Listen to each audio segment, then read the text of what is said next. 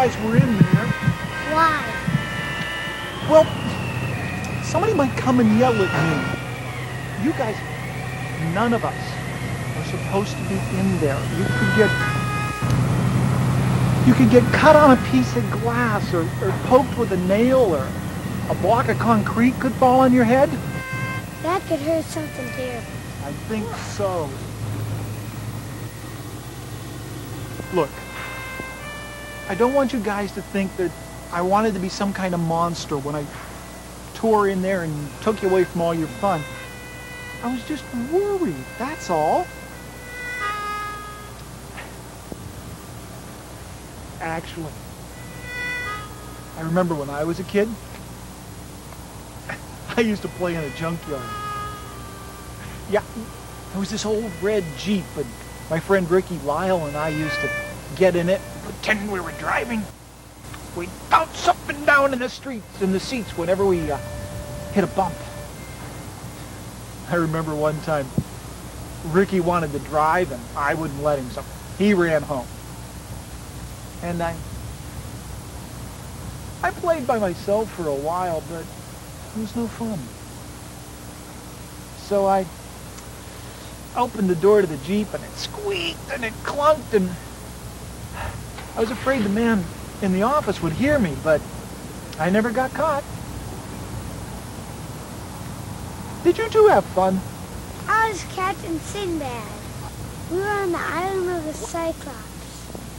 He tried to rescue me. Well, I hope he rescued you. No, No? he came and rescued us both. Good for me. Daddy, can we go to the junkyard? To play? What has gotten into you two? Demolished buildings and junkyards?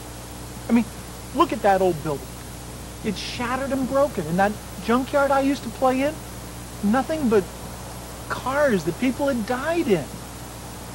I mean, it's fun to escape reality in these places, but there's always somebody nearby who can catch you, and then you get in trouble.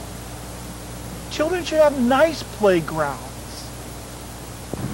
Like the bomb shelter you always play in? I don't play in it, I just think. Can we come and think with you sometimes? Ah, kids. The bomb shelter isn't the best place for anybody. Now go to the park. It's got teeter-totters and merry-go-rounds and swings. That's where children should play. Trust me. No, I want to play back there. Oh, no. Can we? No, Jimmy. No. Listen, I said no!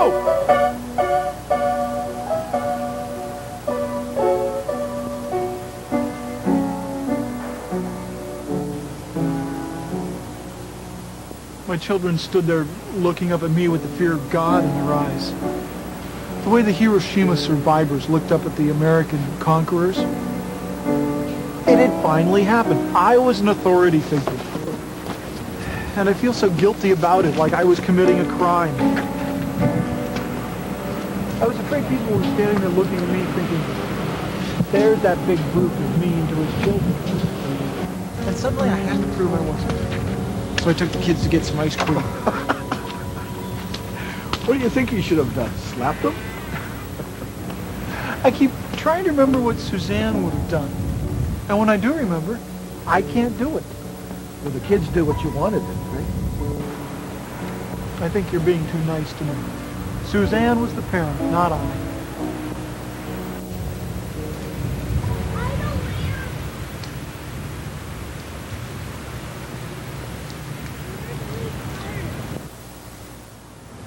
Let me level with you. I think you're a better parent than Suzanne was. I think sometimes she went too far. Chris, I appreciate that, but I miss her. I love her, and I wish she was back. I know, I'm sorry.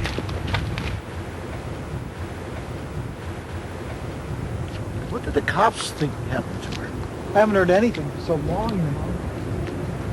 She wouldn't just run off. I mean, she would have taken the kids with her. She didn't think I was a very good father. Not a very good husband either. Well, I don't know. You sound like you feel you're damned if you got her, damned if you don't.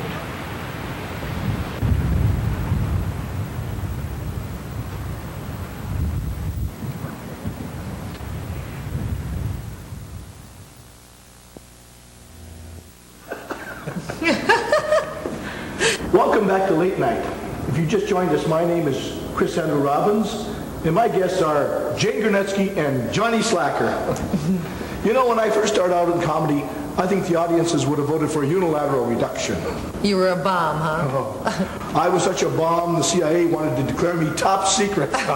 With a joke like that, and Gorbachev's going to demand you're part of the next arms talks. They rode off into the sunset, and they lived happily ever after. Okay? Now that's the story. It's time to go to bed. Okay? Come on. Let's go to bed. Who cares? All right. Humbug. Come on. I need you to go get ready for bed. Come on. You gotta brush your teeth and wash your face. Wash behind your ears. Doesn't he have to wash behind his ears? Come on, back me up on this. He's gotta wash behind his ears. Great money. Yes, you go first. You go first. You go wash behind your ears and all that stuff. Brush your teeth. And I don't know where your pajamas are. If you don't know where they are, I'm gonna sleep in my clothes. No, I can't have you sleep in your clothes. Come on. You know, if a nuclear war started and all those people and cows died, I'd really feel bad about it. Bad about what? Bad about my jokes.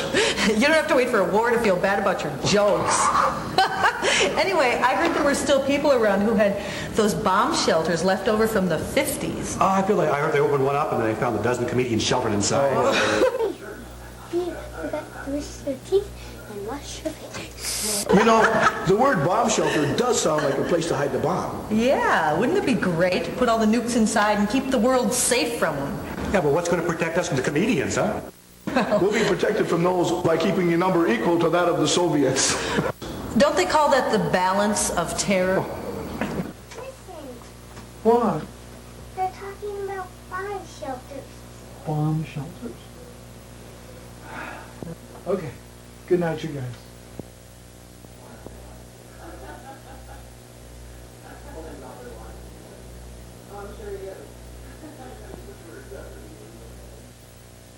Some parents who abuse their children would like to come out of the closet and seek help, but they're afraid because they might get into trouble.